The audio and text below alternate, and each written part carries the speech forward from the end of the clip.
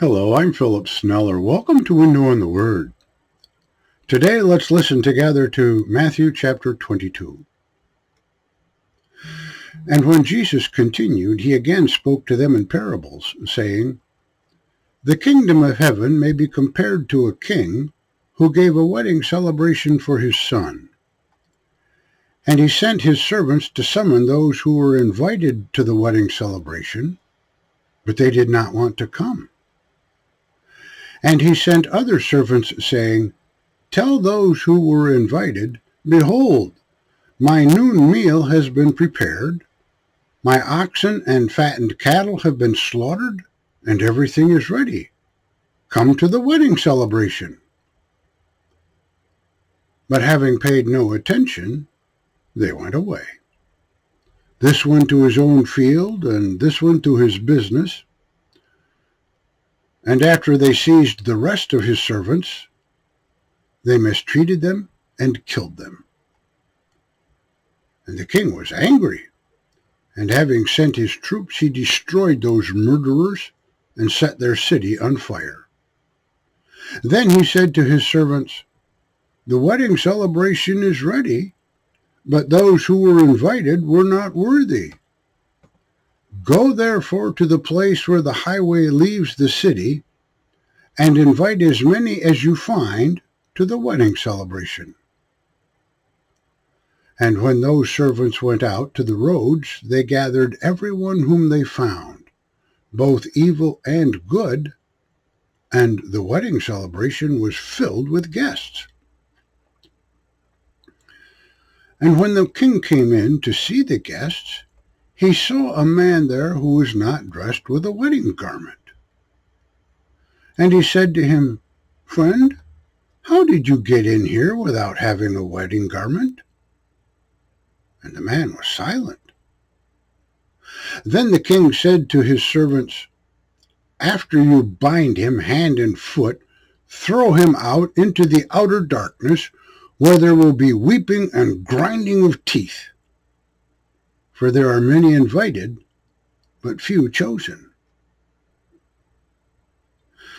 Then, when the Pharisees went out, they plotted how they might entrap him with what he said. And they sent their disciples to him with the Herodians, saying, 'Teacher, we know that you are truthful, and you teach the way of God in truth, and you defer to no one, for you court no one's favor. Tell us then what you think. Is it permitted to pay tax to Caesar or not?'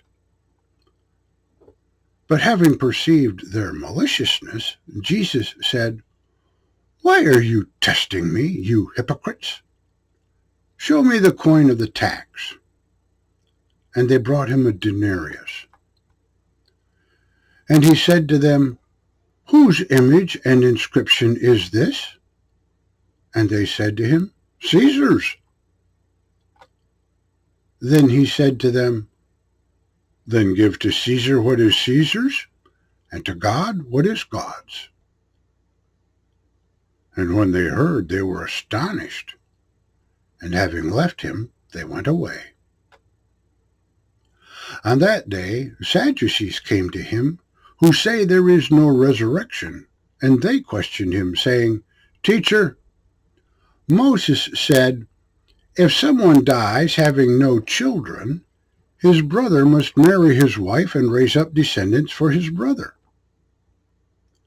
Now there were with us 7 brothers, and after the first married, he died, and having no descendants, he left his wife to his brother.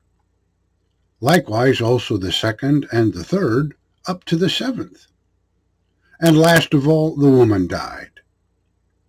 In the resurrection, then, of the 7, whose wife will she be? For they all had her.' And when he answered, Jesus said to them, 'Being deceived, you know neither the Scriptures nor the power of God. For in the resurrection they neither marry nor are given in marriage, but are like angels in heaven. Now concerning the resurrection of the dead, Have you not read what was spoken to you by God, saying, I myself am the God of Abraham, and the God of Isaac, and the God of Jacob? He is not the God of the dead, but of the living. And when the crowds heard, they were astonished at his teaching. And when the Pharisees heard that he silenced the Sadducees, they came together by him. And one of them, who was a legal expert, put a question to him, testing him. Teacher, which commandment is great in the law? And he said, Love the Lord your God with your whole heart, and with your whole soul, and with your whole mind. This is the great and first commandment. And the second is like it. Love your neighbor as yourself. The whole law and the prophets depend on these two commandments.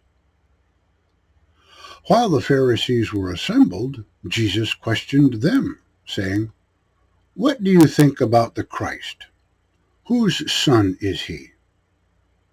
They said to him, The son of David. He said to them, How then does David in the Spirit call him Lord, saying, The Lord said to my Lord, Sit at my right hand until I place your enemies under your feet. If David then calls him Lord, how is he his son? And no one was able to answer him a word. Neither did anyone dare from that day on to question him any longer. Thank you for listening. To God be the glory.